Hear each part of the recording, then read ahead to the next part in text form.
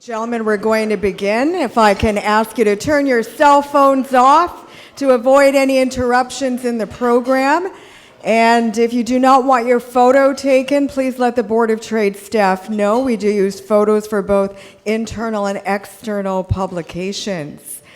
Everyone, I'm Anita Haberman. I'm President and CEO of the Surrey Board of Trade. I'm also an honorary captain of the Royal Canadian Navy. Thank you so much for being here with us. And of course, we're so excited to hear from BC's Housing Minister. Let's give a great warm Surrey welcome to Ravi Kahlon.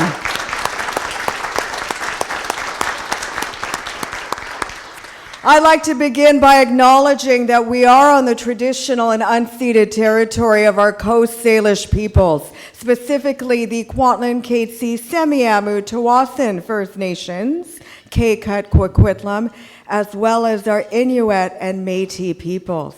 They have a profound connection to the land and water that surrounds our great city of Surrey, and they are economic partners with our economic initiatives and goals, and their economic initiatives and goals. We must work together with our Indigenous partners. Events like this simply would not happen without sponsorship support. Thank you so much, first of all, to our co-presenting sponsors, the amazing BC Real Estate Association and the Fraser Valley Real Estate Board and Unity.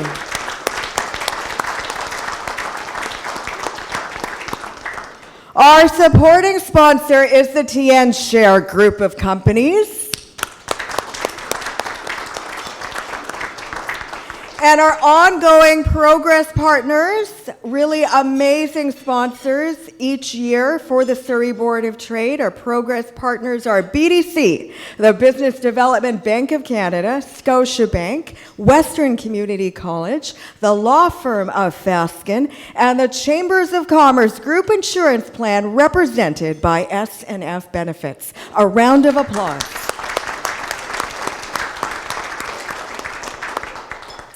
Additional government representatives that are in the audience today, please a warm welcome, of course, to Her Worship, the Mayor of Surrey, Brenda Locke.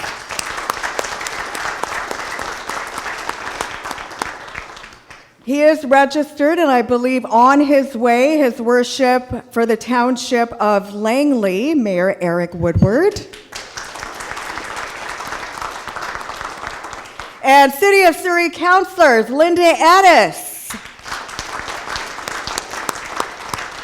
Pardeep Kunar, and Rob Stutt. Everyone, the Surrey Board of Trade is an independent, not-for-profit organization. Our whole mandate is to support business, bring business into Surrey through a very diversified and unique service portfolio. And to tell you more, please turn your attention to the screen for a short video.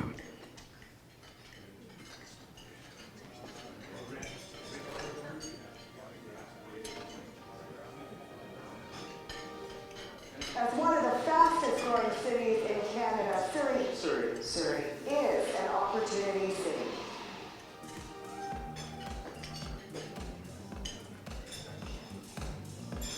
The Surrey Board of Trade is the concierge of connection. Rick Mann from Iowa Property Group. I'm a Director of Development and Construction. We rely on the Surrey Board of Trade for a lot of advocacy and research that we don't actively go out and find. Really, like there's things on there that I had no idea about, and I get the email, I get the web link, and it really affects us in a big way. The Surrey Board of Trade is focused on making Surrey an opportunity city by instigating change at the different levels of government, offering a variety of business support services, international trade support services, and being the concierge of connections for the business community in Surrey. My name is Ravi. I'm the Vice President of Healthcare and Innovation here at the Health and Technology District by the Mark Group. We focus on a lot of health and technologies and how we can bring different technologies and innovative healthcare solutions into the hands of clinicians.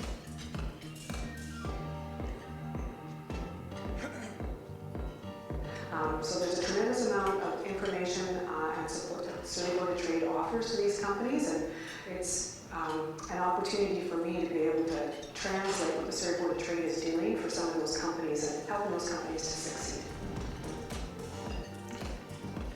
If it's in the agricultural sector or in the retail sector, if they're needing a government connection, if they have an issue related to government, we are there for them, and we have a proven track record of success to ensure that businesses are helped when they need it in a timely way. You know, the Surrey Board of Trade it's a great organization because anybody who's involved in that organization wants to be a more proactive member of the community. So having an opportunity to connect and network with those individuals helps our business become better. So the Surrey Board of Trade offers an immense amount of support for businesses at all levels, including entrepreneurs and startup businesses. There are resources that help a business that they wouldn't necessarily be able to afford to contract on their own, and it allows those to be accessible, sometimes free of cost. It also creates opportunities for networking.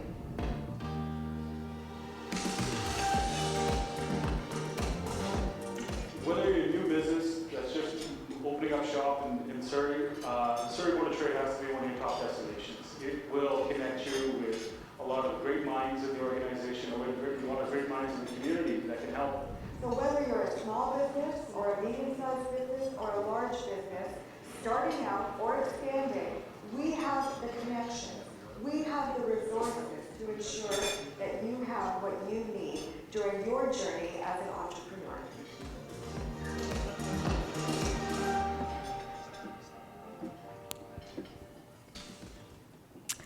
So thank you so much for watching. You know, we are one of the top 10 largest chambers of commerce boards of trades in the country. There are 430 of us.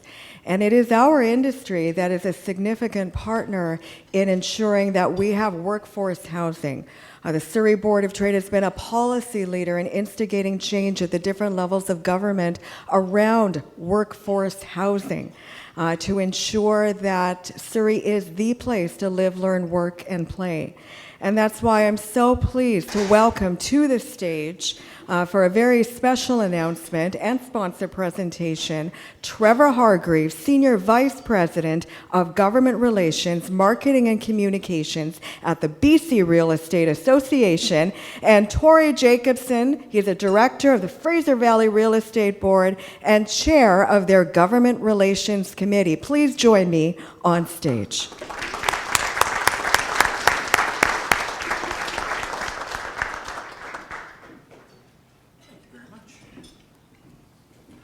Thank you for that lovely intro, and it's lovely to see everybody here, and an honor to be in the room with the Minister of Housing, who I will say, I attend a lot of political events.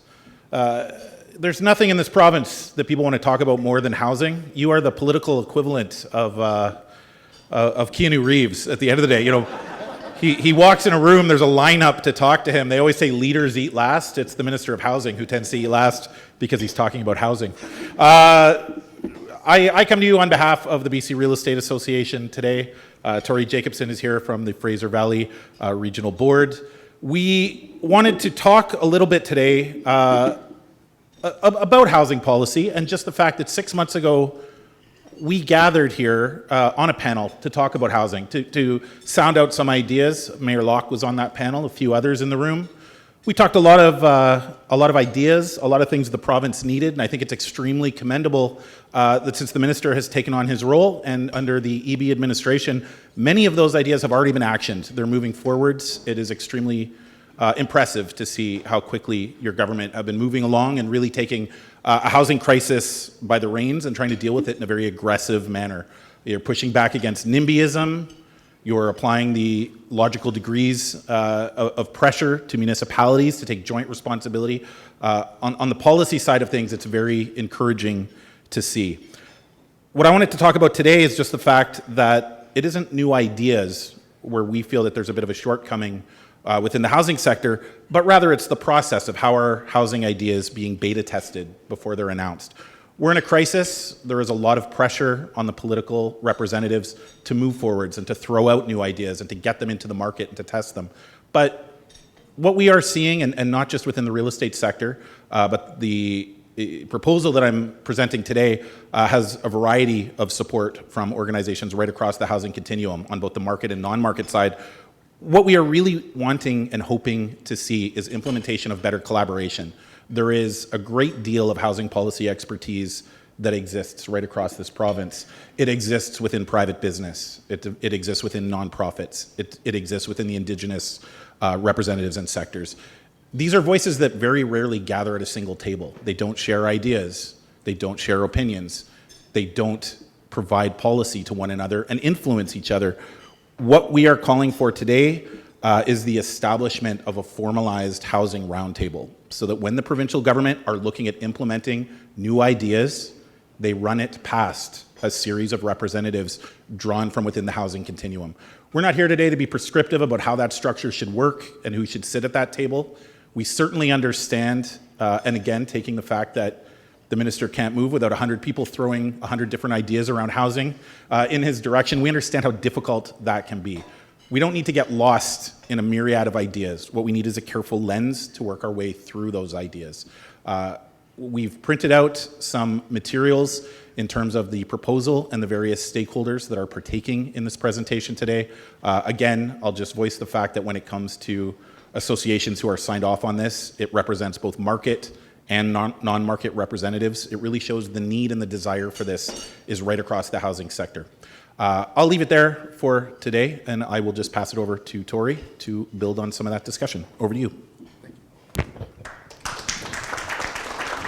Thanks, Trevor. Good afternoon, everyone. And again, Anita and the Surrey Board of Trade, thank you for hosting this event together with us. Before I introduce our guest speaker, I just would like to say a few words about the Fraser Valley Real Estate Board.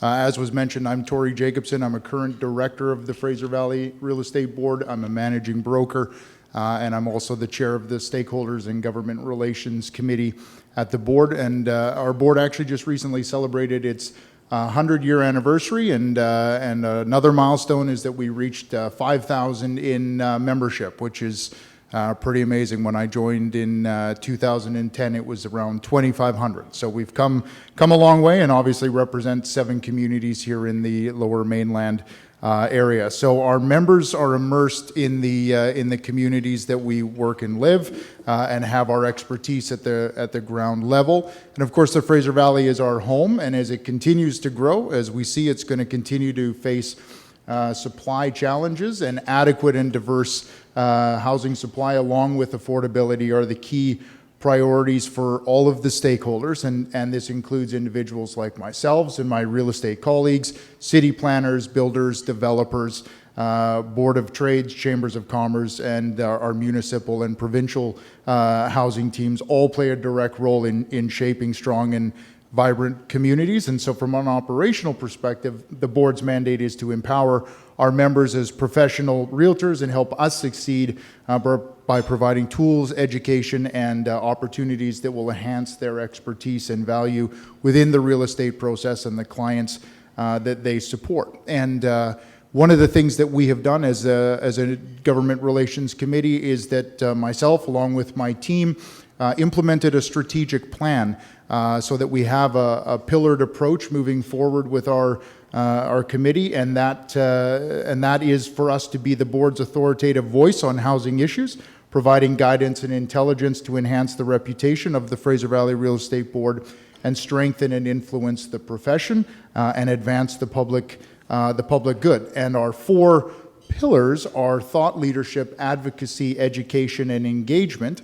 And we hope to contribute our intelligence, our data, our expertise, and outreach to help support sound housing policy, whether that's around helping with the municipal process on zoning and permitting and some of the delays that could be there, looking at rental dynamics, etc. So we're policy-minded individuals. We understand there's a lot that goes into that, and we want to be there in terms of providing guidance, as Trevor pointed out at the table. And as a managing broker for the last 7 years and a realtor for 12, The recent example that the minister is aware of as well is that the removal of the rental and strata restrictions was a relief in terms of housing supply, and something that as an industry we were favorable of, but it of course came with unintended consequences. And the recent example of the Maple Ridge couple that is starting a family only to find out that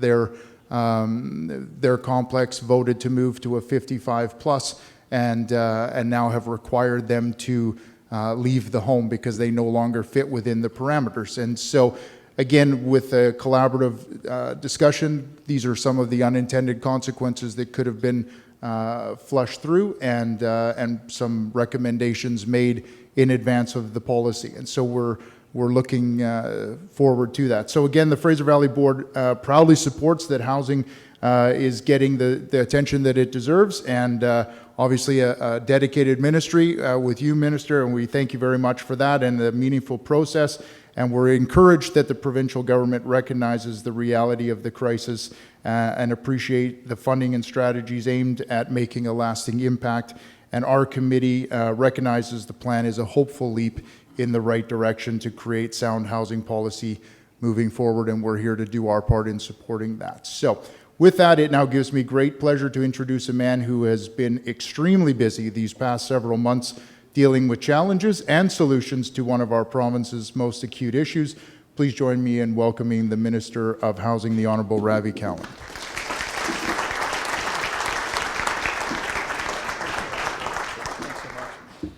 Thank you so much, both to Tori and Trevor, and to Duncan and the team, all the sponsors today. I really appreciate walking away from the legislature and coming to see other people than the people I've been seeing for the last few weeks. They gave me a big binder here, and I don't even use it. Down there.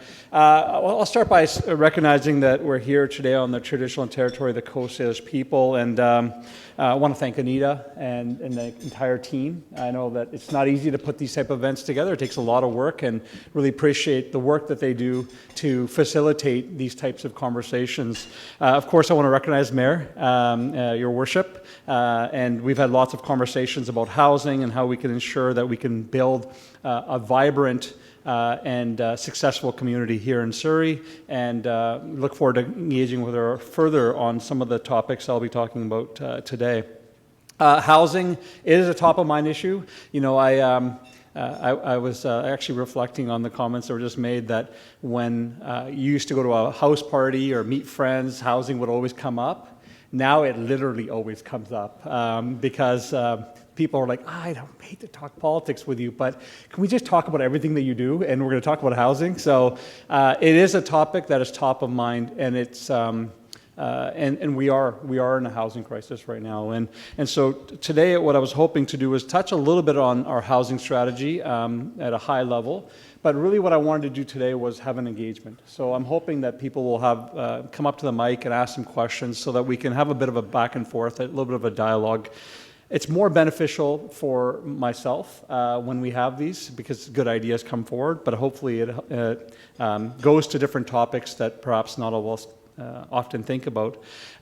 You know, I'm not going to spend much time on how we got here with the housing crisis. You know, I think people can generally understand that we've had a couple of decades of underinvestment in housing, and that we need to now make sure that we move forward in a more positive way. We have 1,700 units right now in Surrey that are either open or under development. That's affordable units.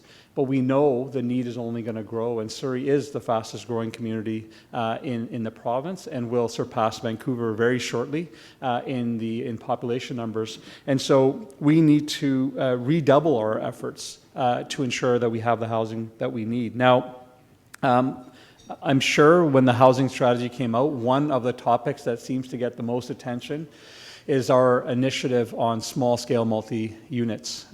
The idea that we will move to rezone all large lots across the province to up to 4 units and 3 on smaller lots.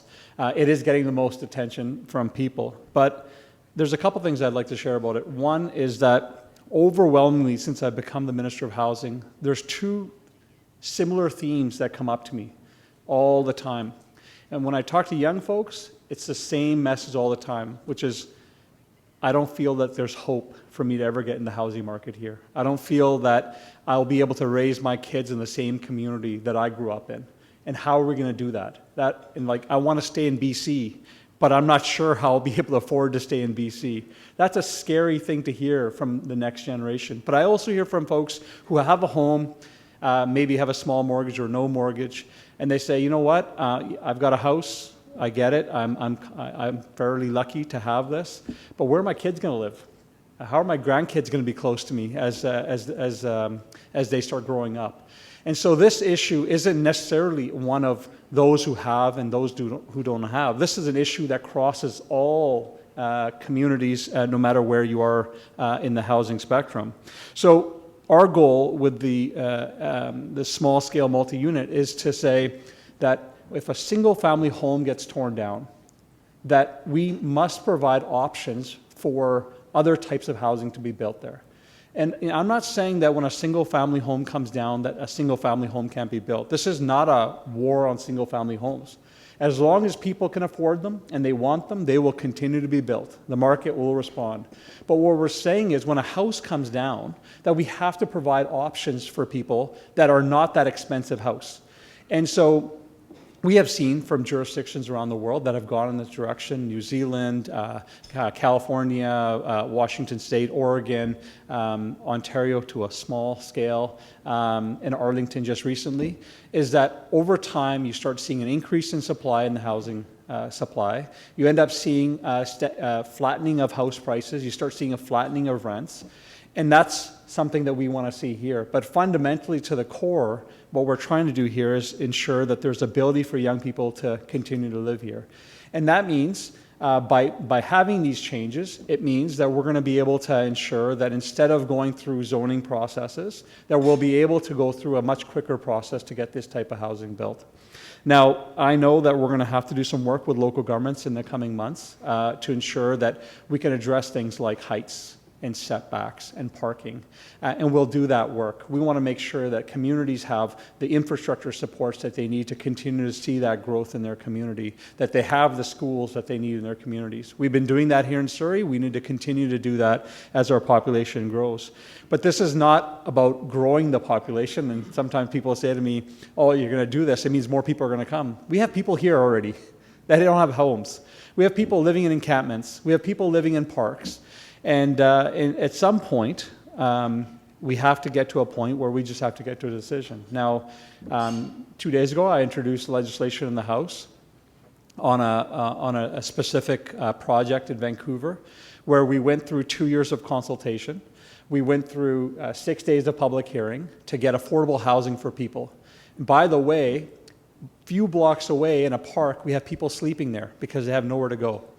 And so after 2 years, now we have a court challenge to delay this project even more. And so we introduced legislation, which is the first of its kind, to say that enough is enough and this housing needs to be built. And we don't do this lightly. We don't do this lightly. We're doing this because at some point we just have to get on with it and start building housing. And so small-scale multi-unit is one piece of, I think, an important part of the strategy. And if there's questions, of course, we'll go further into it. The second piece is around certainty. And it goes to the Arbutus project, but it goes to other projects as well. And I've been hearing from private sector around uncertainty about projects. But I can tell you that since being the Minister of Housing, I personally have felt it with housing projects where we're building affordable housing in communities, and we have been gone through the process after years of going through it, getting approvals, and then hearing from a local government that, hey, we're going to increase your DCCs, or we need to add more parking. At some point, we have to find a way to ensure that these conversations happen on the front end and not on the back end. And so this summer, we'll be working on strategies, working with local governments to ensure that both dollars, infrastructure dollars that communities need are there for them, but that there's formulas created so that when a proponent comes forward, they know in the beginning what that cost will be. They'll know before they go into the system that this is going to be the cost and this is how we're going to move forward. And if they make a decision to proceed with that, then that's on them. But there's no can you fix the neighbor's lawn piece at the end? We need to have that certainty up front, and I think that will help everyone in the process. We changed the law last year to allow local governments to approve projects in a faster way when it comes to OCPs. I think what's going to be vital for us is we must find ways to depoliticize the decision-making around housing. That is something that I think is going to be vitally important. Now, that change we made around the OCP essentially said that if you have a community plan done, then that proponent that comes through, if it fits within the community plan, it shouldn't have to go back to council, because that work has already been done. We've already engaged the community, we've already identified what the community plan should look like, and we should be able to move through much quicker. Now, what that signals is that we have to do the planning early. We have to get community buy-in early so they understand where we're going. And I know Mayor Locke is a big fan of that here, engaging with the community to make sure that the community continues to be livable, continues to be vibrant. But we need to do that work in communities around this province. And then we need to get to a place where staff can make decisions if it fits within the frame of what we've done. So that's an important piece of certainty that we're going to be working on. And lastly is around digital reform when it comes to approval of permits and approval process. Now, I think folks here should be proud. The City of Surrey, when it comes to work on technology and using digital technologies, the City of Surrey is doing an amazing job. I would say one of the leaders in the province. But when I think we should give them a round of applause. But when I'm talking about digital reform, I'm not talking about moving from paper to PDF. Okay, when I'm talking about moving, because I hear that from some communities say we're moving to PDF, that's a good step. I think it's a positive step. But what I'm talking about is when a project is developed in a 3D model, that it be submitted and have within seconds being checked for all the things such as code compliance and all these things, get all those things done, and so that we can use the staff for the most important things. That will help alleviate some of the pressures that we have for getting the staff, but I think it also will give everyone more certainty on how we can move forward. And if this wasn't a system anywhere in the world that does this, I would say it's going to take multiple years. But we know Singapore and Finland, Estonia, many countries already have systems. In fact, when I was the Minister for Jobs, Economic Recovery and Innovation, I had the opportunity to go to 5 countries in 10 days, which I will never do again. But it ended in Finland, where we were talking to them about shipbuilding and how they're using technology to be able to identify challenges in their processes early on, using digital twins, et cetera. And I had this person there who's a city planner in one of their big communities who said to me, we're using this technology for planning, and if we don't get a high-rise approved in 4 months, there's a riot in the streets. And I thought to myself, oh, imagine that. I would love a riot in the streets because we couldn't get something approved in 4 months. And so what it said to me, though, was that the technology exists, but it can't be one-offs. We can't have communities like Surrey using technology and leading the way on many things, and other communities not doing that, when we know, especially those not-for-profits and those in the private sector that are in the development space, they don't go just in one community. They go from community to community, and we can't have a place where planners say, oh, I can work in that community, or a developer or a builder says, I can work in that community, but I don't know about that one. We can't have that, because when you have limited labor pool, you have limited supply of people who can build the housing. We need them to be able to work wherever the opportunity arises. And so we'll be doing a lot of work in the coming months, working with local governments, those that are leaders and those that perhaps need more support, to find a way to create a streamlined approach so that in an ideal world, when a proponent comes forward, they're coming through one door. And then when they go through that door, applications can go to local governments as they need it, but they can also come to us in the provincial government. And I don't want to leave you with the impression that this is just a local government issue. We in the province have a responsibility. We have to get our permitting process moved faster as well. When it comes to the Ministry of Transportation, when it comes to forestry, anything that touches water, we need reform as well. And so Premier Eby has given us significant resources to in the short term, create a new unit that will look at just development, housing development projects that touch provincial lands to streamline that. But we also will be using these digital technologies to reform our processes, bringing things in like automatic code compliance checks, a whole bunch of tools that I think will help both projects and local governments advance their projects. So that's a little bit on certainty. There's two other pieces I want to touch on. One is the importance of transit-oriented development. In the strategy, we lay out small-scale multi-units, but we also mentioned that we need to get more density around frequent transit areas. Of course, SkyTrains, but also where communities or in areas where the transit is well serving the community. And I appreciate growing community like Surrey. We have more work to do here to get more transit opportunities built. But where we have that, we need to see more upzoning. Not spot zoning, not individually, but in large areas of upzoning so that we can see the type of housing we need in a faster way. And I think one of the conversations we're going to have as a community, as a province, is around parking, especially around, I'm talking around transit areas. My mayor, who's doing a great job, came to me about a project that was being developed in our community and said, "I heard you have concerns." And I said, "Yes." And I think he was thinking too high, too many units. And I was like, too much parking. Because the truth is, as a society, we've focused so much on parking. If we put the same amount of energy as we put into parking, we wouldn't be in a housing crisis right now.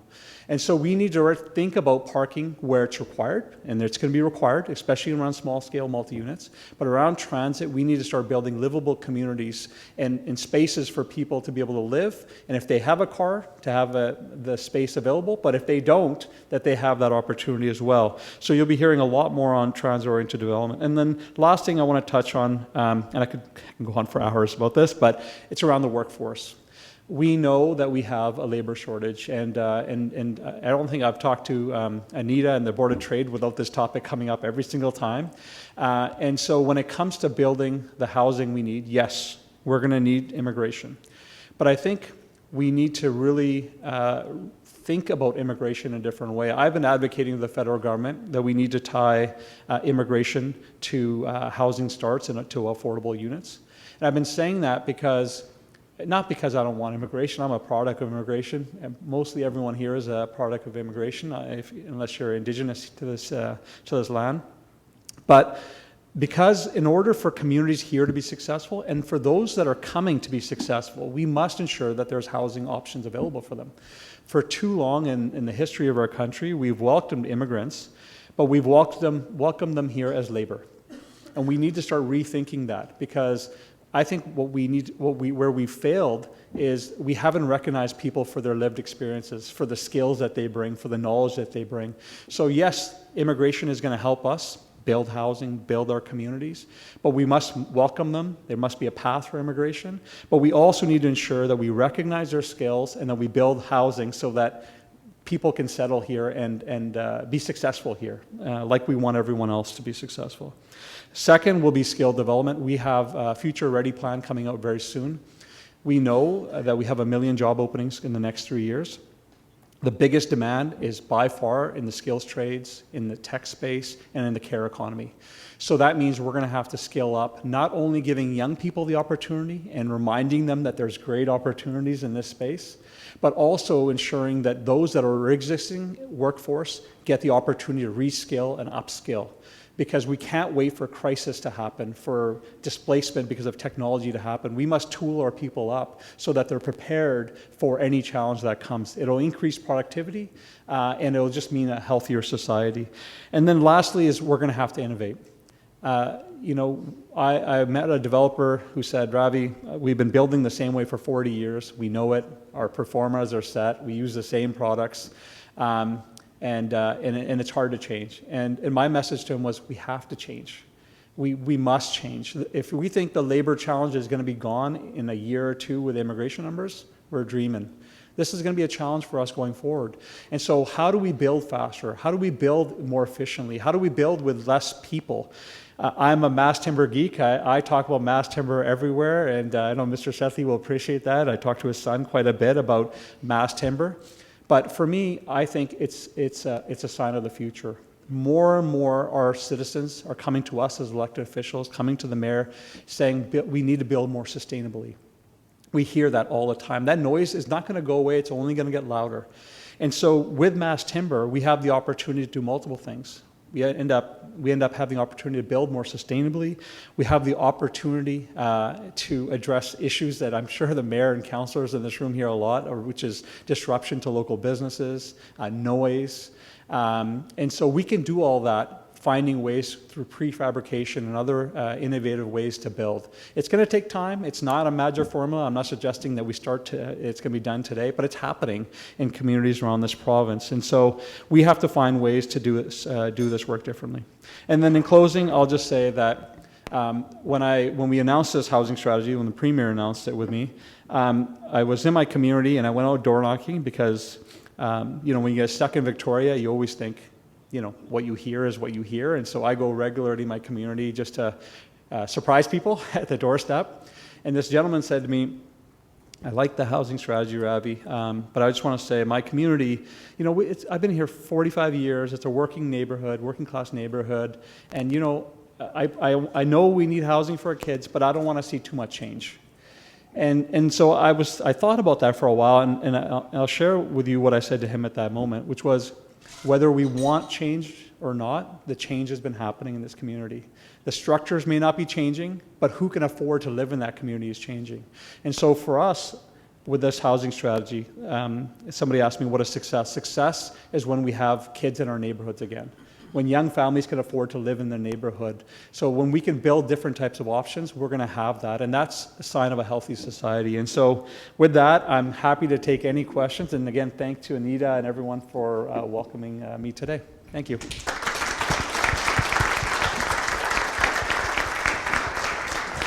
So, ladies and gentlemen, now is the time for you to approach the podium. If you have any comments, questions, feedback to our minister, now is the time to participate. So please approach the microphone, state your name, your company name, and your question or comment very succinctly.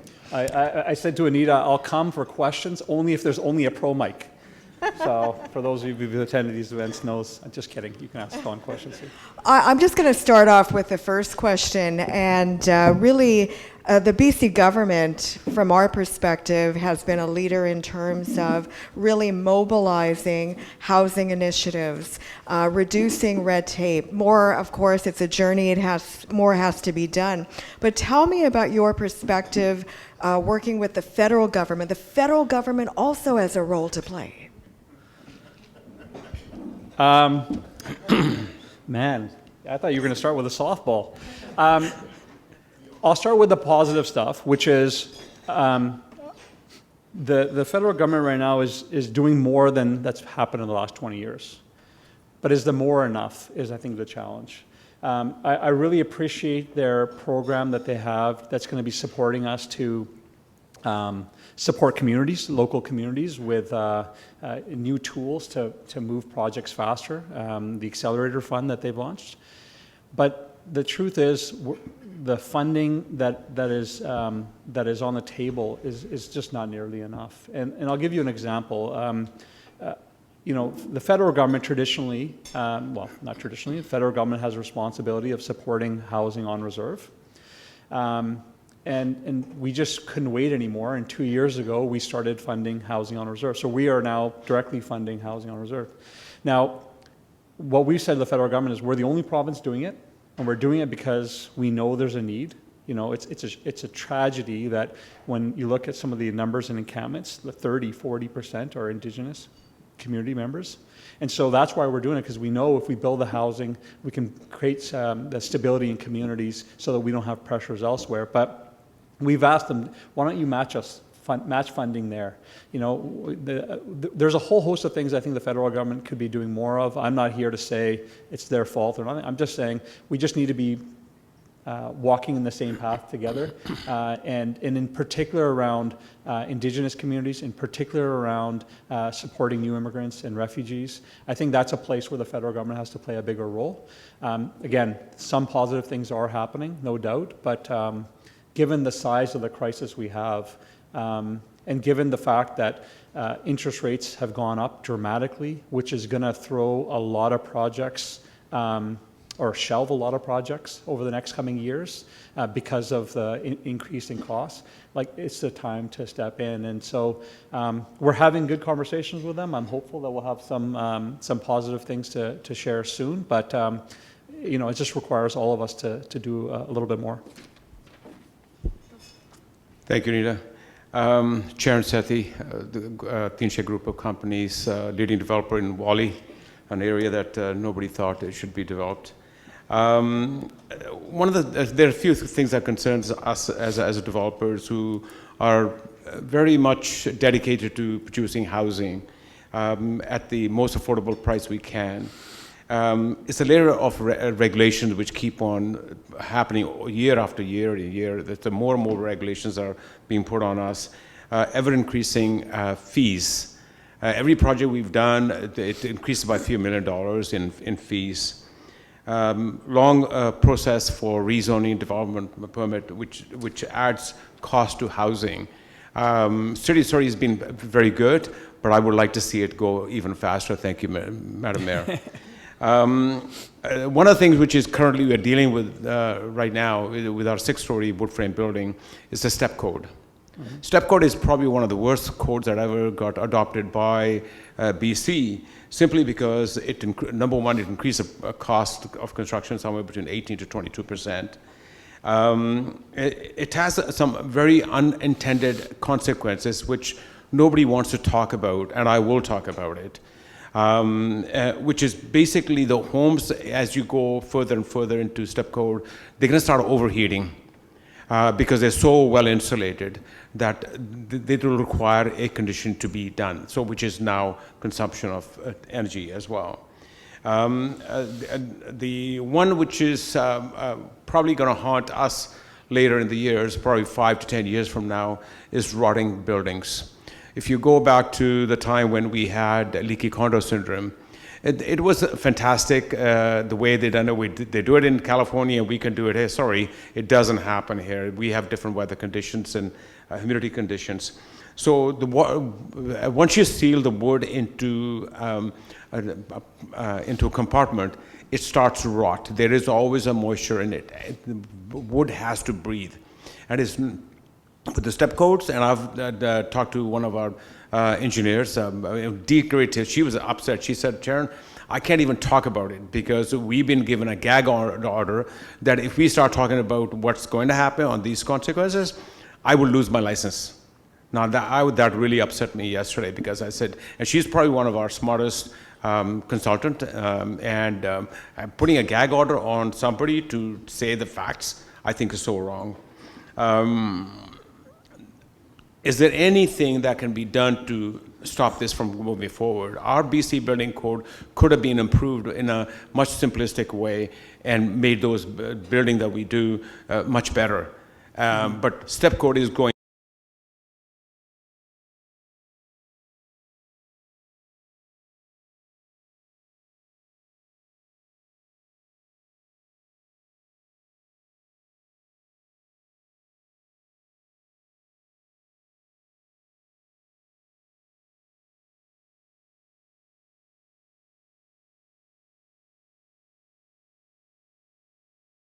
Things done faster. And so I have a real sympathy for local governments when it comes to a lot of the fees. My big thing is let's have that certainty in the beginning so that everyone knows what the fees are, because if your fees are too high, the market will respond and say we're not going to go. But we can't have a process where somebody invests sometimes hundreds of thousands, millions of dollars to go through a process, and then at the back end is like, okay, now I have a choice, either I pay this fee or I've lost all that money. And so that's the certainty we're going to try to create over the next little while. And speed, I've already mentioned around the process. It has to be quicker. Step code, well, you're getting into a lot more details than perhaps I can really comment on the step code. I can say that the research is always evolving around safety. It's always revolving around meeting our climate change goals. 10% of our climate change goals that we've set for us in the country is in the built environment. And so the specific pieces you mentioned I can't comment on because I don't have that information, but I can follow up with you after. Thank you. Thank you. Any other questions or comments? Please. Oh, please, go ahead. Yeah, you can take the mic right off. Yeah, thank you. Okay. Well, my name is Lauren Simpson, and I was a commodity buster, worked with the city of Surrey. I'm passionate about housing. So housing is like harmony is inclusive farmable housing. And Doug Tennant is CEO of Director, and Brian Locke, our Yorkshire Mayor Locke. We are both sides of unity in them, and we are still waiting like 2 or 3 years to wait. Yeah, yeah. Thank you so much for your question. Yeah, no, the process is too long, and we're trying to build the housing people need right now. Certainly, we have to find ways to move that process faster. And you know, the mayor and I have had some good conversations about, especially housing that's not for profits, and how we can work together to ensure that not only not for profit, the housing, not for profit housing that supports folks who need it the most can be not only moved quicker, but done in a more cost-effective way. And so thank you for raising that, and the mayor and I are very aware of that. Thank you. Appreciate it. Thank you very much. Next. Thank you for your comments today, Minister. My colleague leaned over to me and said it's not often that a politician speaks and you agree with everything that they said. Oh, so, wow. I'm done. Yeah.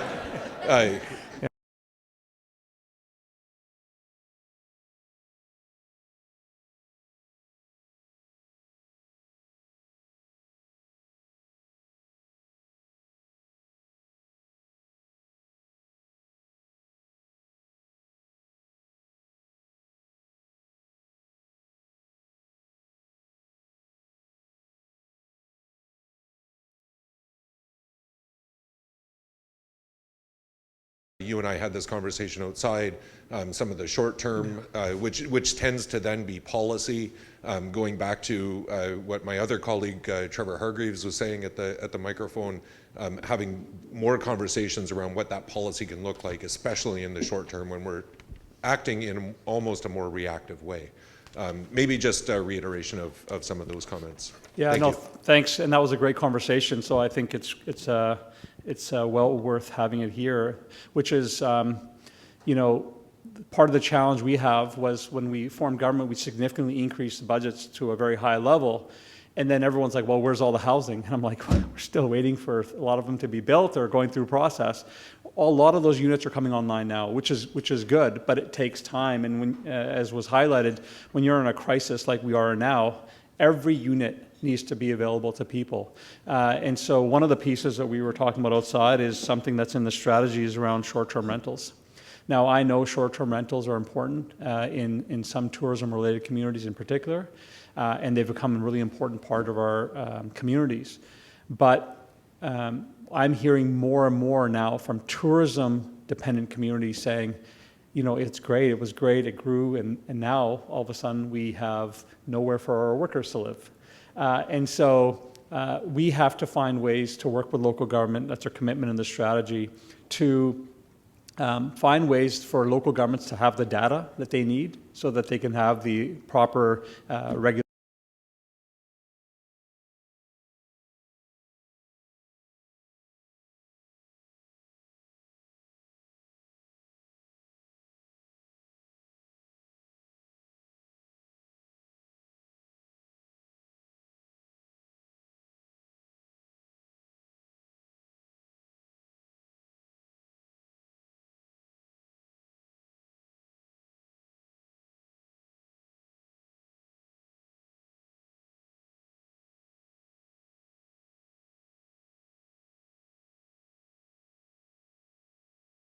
$20,000 units back on the market with that one policy. I mean, you know, people who owned a home who had left it empty for whatever reason, 20,000 units just in Metro Vancouver that came back into the market. I met these students, 5 of them, who were like, hey man, thanks for the changes. I'm like, oh, what changes? I didn't know what they were talking about. And they're like, oh, well, we're living in a mansion now near UBC, all of us together, and we go to UBC. And I thought, well, at least the mansion is being put to use. I'm sure the rent is still pretty high, and I'm sure the parties they're having are pretty amazing. But but you know, it's actually having a real impact on people. So we're going to have to look at policy measures that will bring more housing supply back to people. And that's one of the examples. And at the same time, we're going to have to scale up and build. And then when people are struggling in encampments, which I'm sure I'll get a question about downtown east side or homelessness, but you know, we have to look at modular. We have to find modular housing. You know, it can get built up really quick to get people into shelter, so we can get them the supports they need. So yeah, it goes to the topic we were discussing outside. We have to look at everything, any option in the short term to get that housing supply up, and in the long term, we just need to build it faster. Minister, just before Doug, you ask, I just think it's timely for you to speak to the Housing Affordability Act and its relevance to what we need to do. Yeah, so for those of you who don't know, the Housing Affordability Act is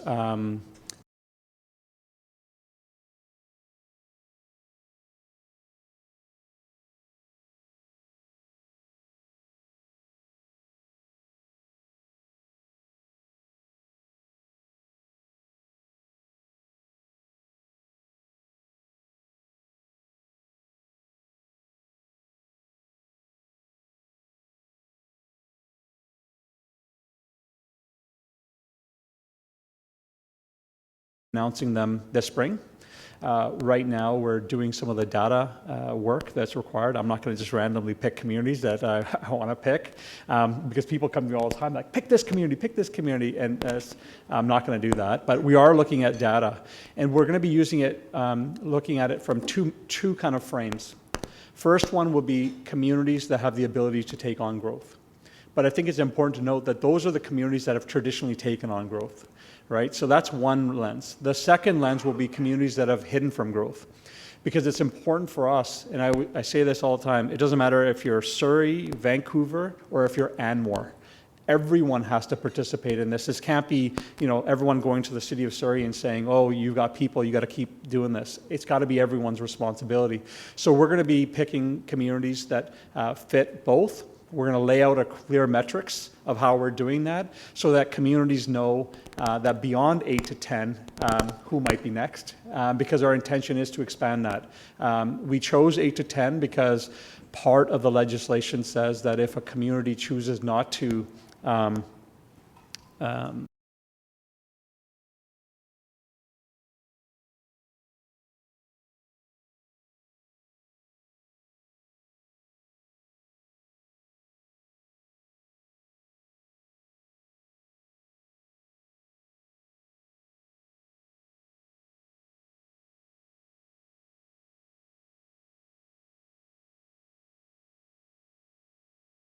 Kahlon, I'll have the opportunity to say a few words at the end of today, but thought I'd take this opportunity to ask you a question. And you talked a little bit about the need for consistency in development processes across municipalities.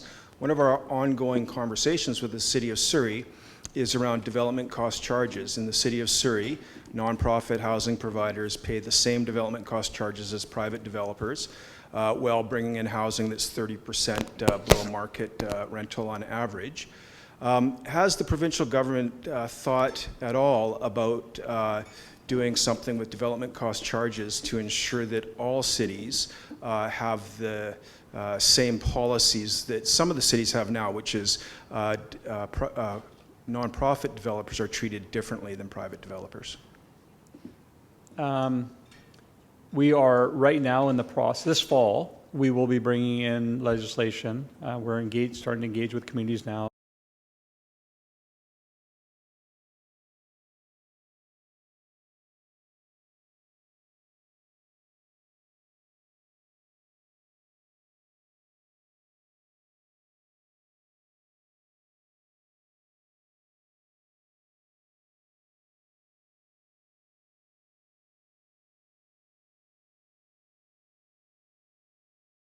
the economics don't work. And so right now we have some communities that are having conversations. We don't have a plan to say to communities that this is going to be the one way that goes forward. But I can share with you that certainly the mayor and I have been talking about it, that I've been talking to a lot of communities who are saying, clearly we need to find a new way to do this. City of Victoria is an example that passed rules basically saying that if it's a not-for-profit project and it fits within this criteria, that it's going to get fast-tracked to the front of the line. It doesn't need to go through a large public hearing and all those things. And that time is money, right? And so, so it's happening. But to your question, Doug, on are we going to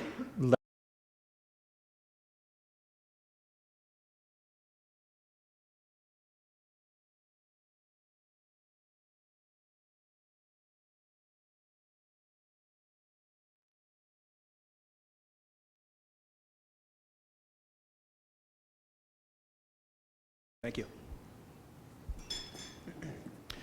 Hello, Minister, and first off, thank you for this event today. My name is Jeff Chatham, the incoming chair of Fraser Valley Real Estate Board.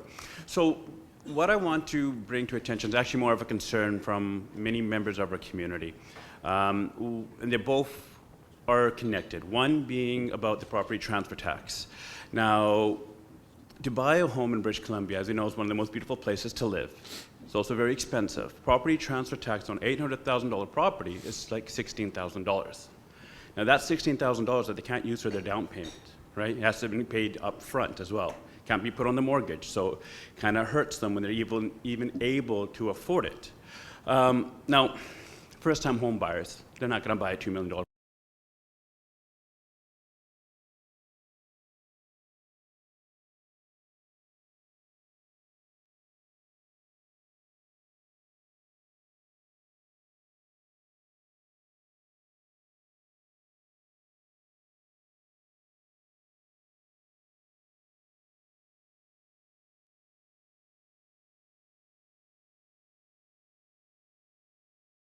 Have we talked about it? It's being a very growing concern from a lot of people that we've talked to. Yeah, I appreciate your question.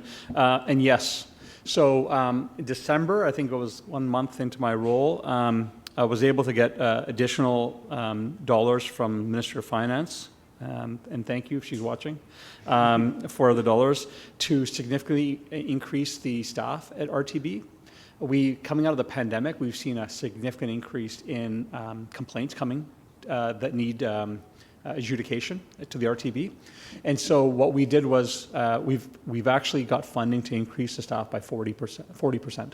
That's significant. 50% of that has been hired, and then the others we're hiring. We changed the policy because of the tight labor market to say that you didn't have to be in Metro Vancouver. You can be anywhere in the province because you're adjudicating the file, a lot of them virtually. We are also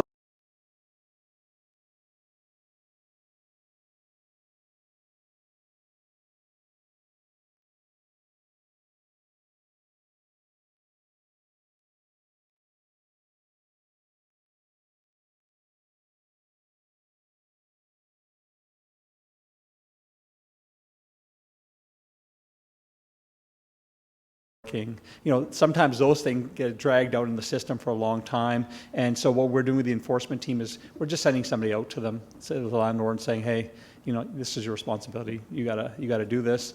Or in the case of a renter not paying rent, which is a big issue, right? Because we want to make sure that people continue to rent their properties, but if they're continuously dealing with this issue, it's going to discourage them from renting their property. And so what the team has started to do at the RTB is they're starting to go now, when they identify someone's not paying rent, they're making a phone call.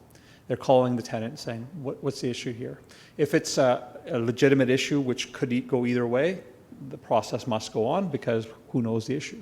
But if the issue is they simply think that because the backlog is so long that they can get 3-4 months rent-free, they're going in the beginning and expediting that. So that's something that just started to happen now, mainly because we want to ensure that people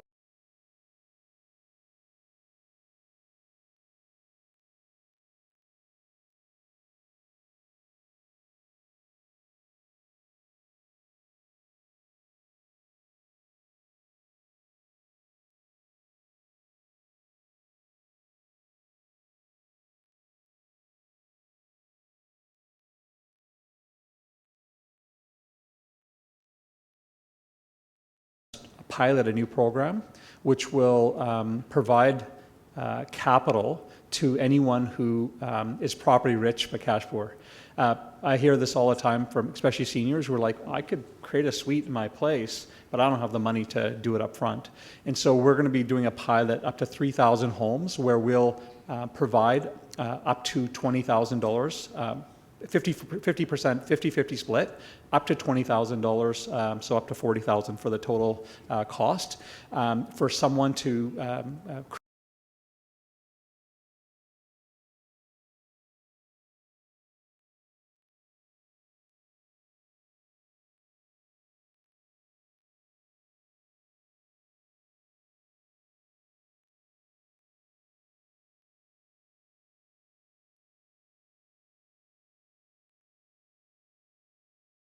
because we're going to require them to provide the unit for rent at a lower rate below market by a certain percentage. So that dollar saving for the tenant over time will reduce the costs of their loan, so eventually it will be zero. So it's an innovative program. We'll see how it works. We're going to start with 3,000 across the province, and then we'll see if it's successful, and then we'll go further. Thank you. Appreciate it. Hi, Minister. My name is Bobby Terrell. I'm at Diversity Community Resource Society.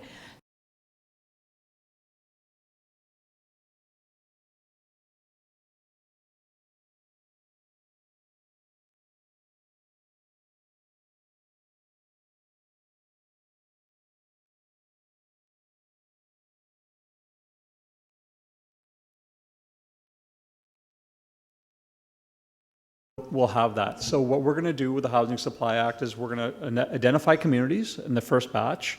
Then we're going to do a housing needs assessment. I mean, a lot of them have done it already, but getting a real assessment of how many units you need, what kind of units you need, because they're not all the same. You know, we know that you can build 1,000 one-bedrooms, but it doesn't help families. So what kind of units are needed?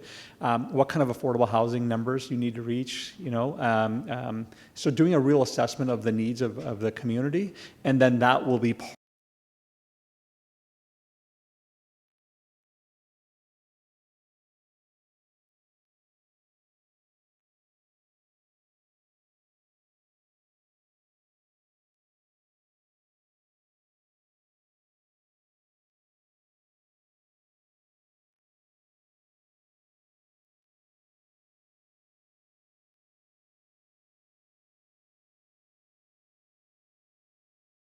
Vancouver, Camp Beaches, Burnaby, doing that. We need every community to do it because it'll just lead to a healthier community and healthier society. And so, yes, the answer is yes, but it will be starting with the 8 to 10, and then we'll go from there.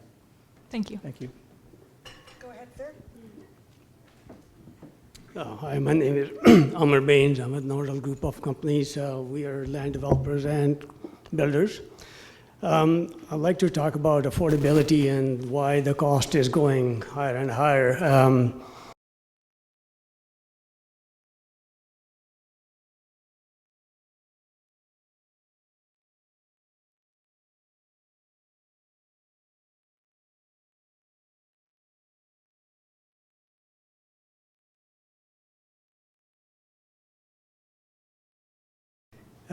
We do a lot of joint ventures and probably have 6 or 7 joint ventures going. Each joint venture has 5 to 6 partners. So to file for one project, we probably have to file for 100 different individuals. My assistant spent more than 6 weeks just doing the filing. And you're going after 2 to 5% of the people who you think are foreign buyers, when you're creating all this work for, all of us, to go after that 2%, foreign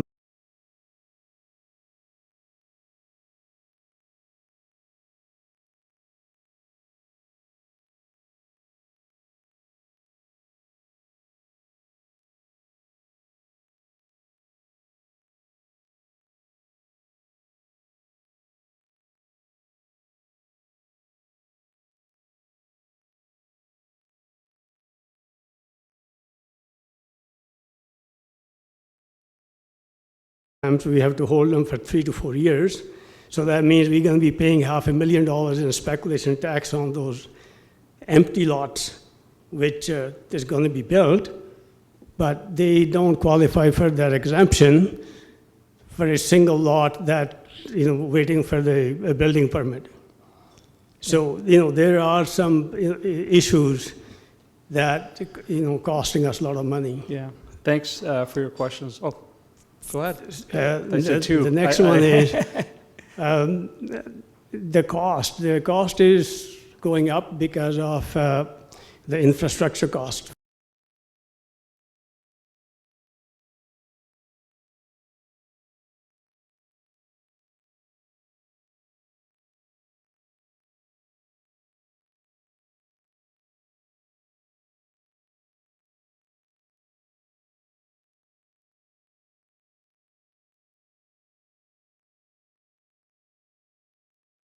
A park or a swimming pool, and they cost like anywhere between $4 to $8 million. So first of all, I think there should be a reasonable approach to that.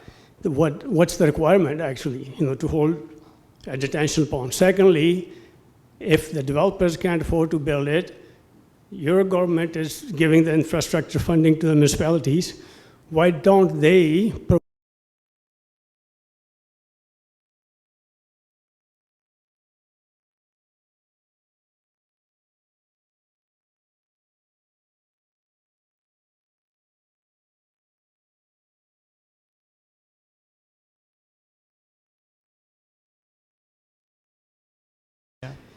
So, those are some of the things. I mean, I can name many other, but. Yeah, thank you. I appreciate that.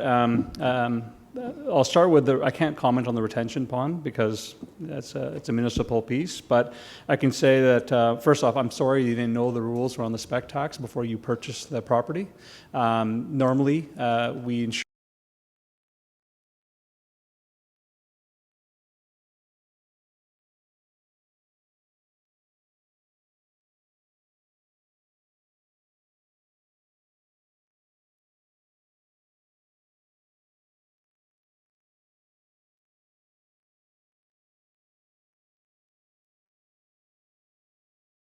Why are we paying speculation tax on the land that we're holding? Not our fault. Municipalities are taking 3 to 4 years to approve it now. Yeah. Well, I can talk to you about your specific case on the spec tax after. On the transparency filing, I just want to clarify something. We're not talking about foreign buyers with the transparency filing. We're talking about money laundering. That was a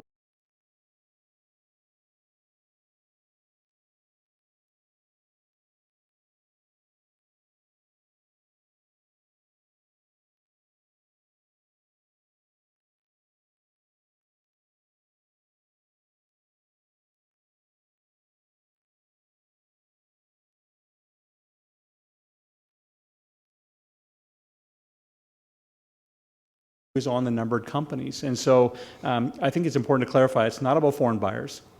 It's about money laundering, which we have a serious issue with here in British Columbia, so much so that there's reports around the world talking about British Columbia as the place to money launder. And so I'm sorry about the filing costs and time for you, but it's to address a larger issue that we have in society. It would be interesting to find out how much money you found.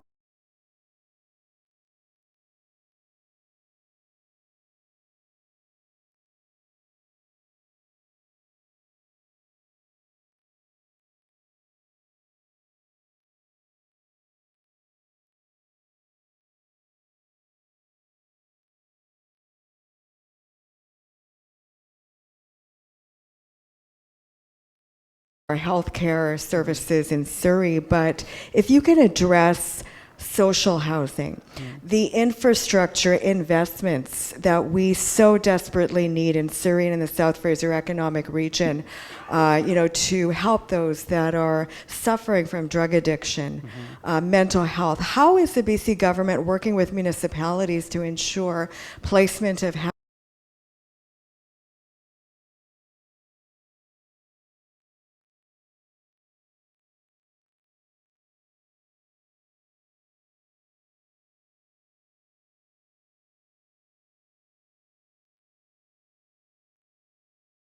the question more about infrastructure and saying it broadly, because social infrastructure is core to our infrastructure. And so I know the new hospital is going to be very exciting when that's complete here in Surrey. The SkyTrain investments keep people moving. We need to continue to build more schools. All those things are important to make sure that we have healthy, vibrant communities. Now, when we're talking about populations who are in encampments or sleeping in parks, this is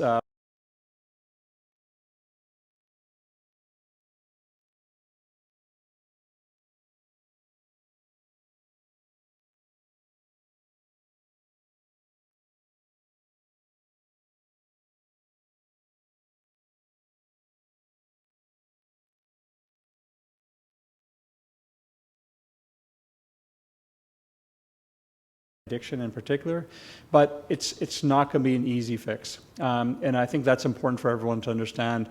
Everyone's needs are different. And so what we do with our supportive housing is when a person is, let's say, homeless, we try to get people in the shelters first, because a shelter is a good place for us to assess their needs, to find out if they're better positioned for supportive housing, better positioned for complex care housing, and what their needs are. And so that's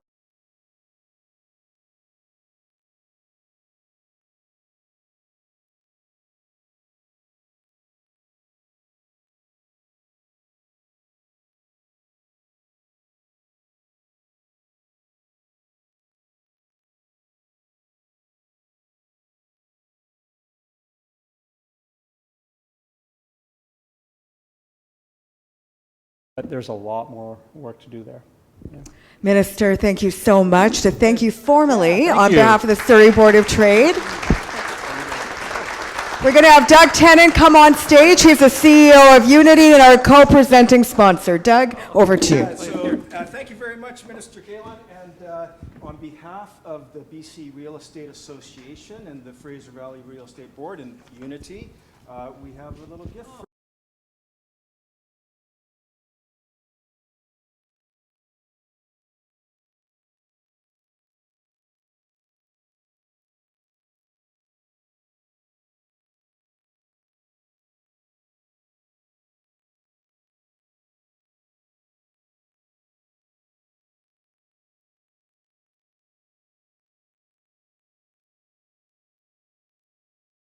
kind of a done deal.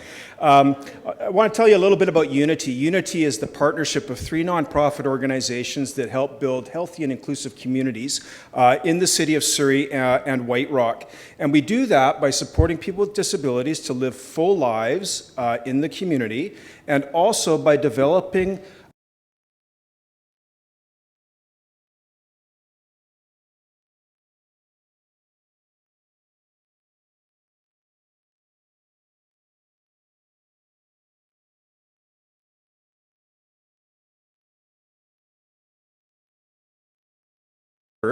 but it was a 14-year process, and we did it because we consult extensively with our community, and they told us this is the type of housing we need, and so we built it.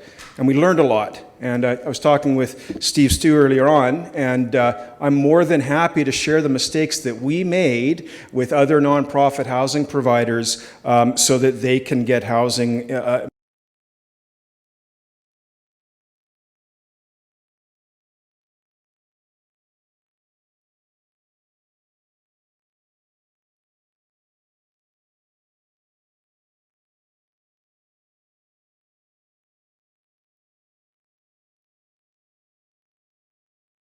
The rest of it was from our assets, from leveraging the things that we had. And a lot of things we have, we get because members of the community support us. And then we believe that you are our owners. So you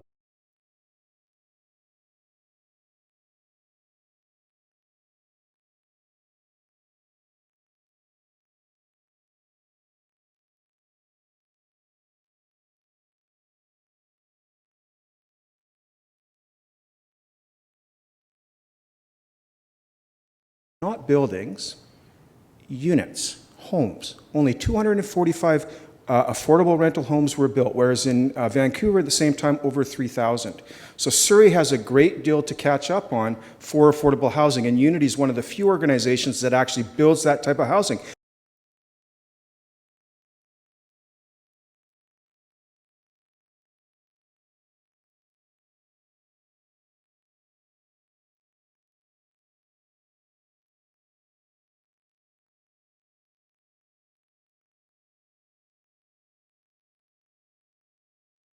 From mobile parks that were closing down.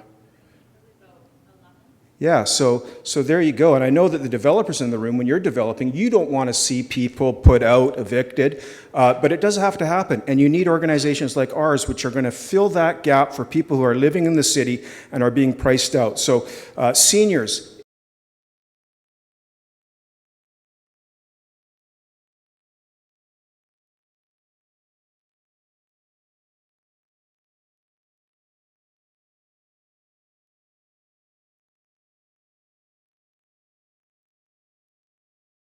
Unity's one. Our latest project, Harmony Apartments, a 91 rental home building on 5.5 acres that Unity owns outright in South Surrey. We had to go through 3 public hearings to make that happen. And it was devastating because we had the support of the City of Surrey, and I do want to give a shout out to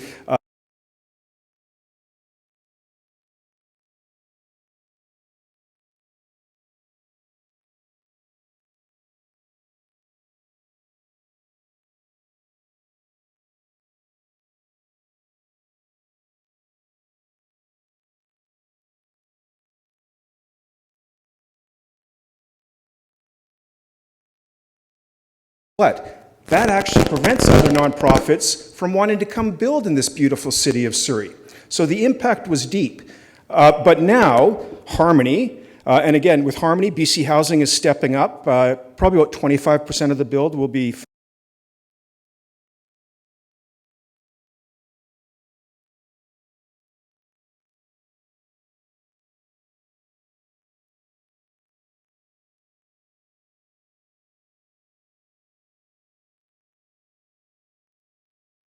and we need to have support of all levels of government to make this happen with skin in the game. As I said before, Unity believes that you, the community, are our owners. It's not government. We like to partner with government, but we're building on behalf of our community that has supported us extensively in the past, and we consult with the community.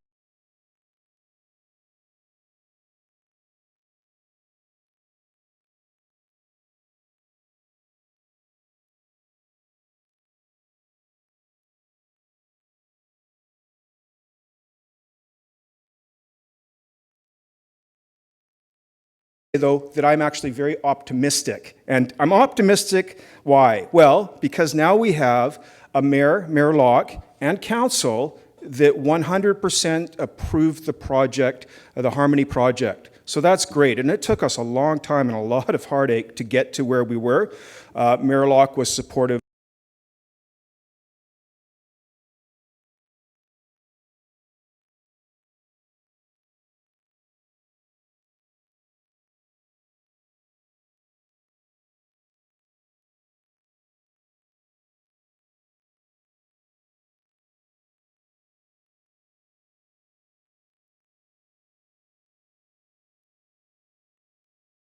That the voice of people with disabilities is very strongly heard in that report from the work she did. She also lives 2 blocks away from where Harmony was going to be built.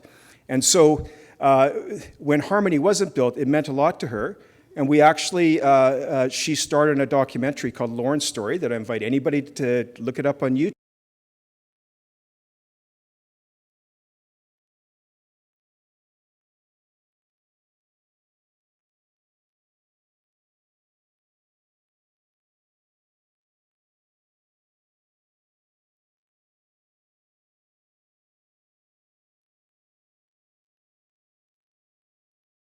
Our community, that's you, support what we're doing. That was loud and clear throughout the process. And I think that was a bit of a surprise to the decision makers, to the politicians, that actually they had a perception of the housing that wasn't the true one. The true perception of our housing is that it's actually housing for people here, for the kids.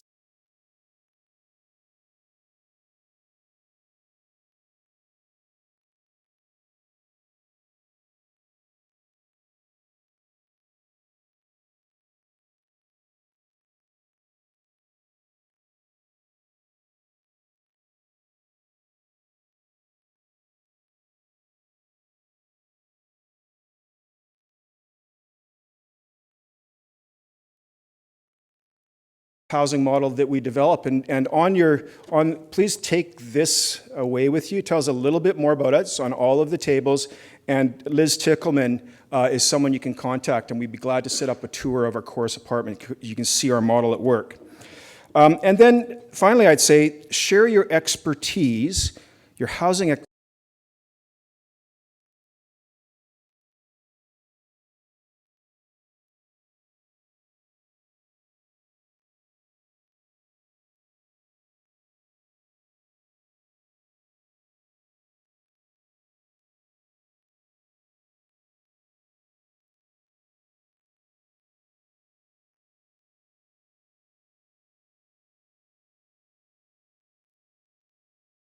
like Lauren leading us in the fight for affordable housing, and with you, the community behind us, I think, Mayor Locke, we're ready to do great things in the city of Surrey with affordable housing. Yeah, thank you very much.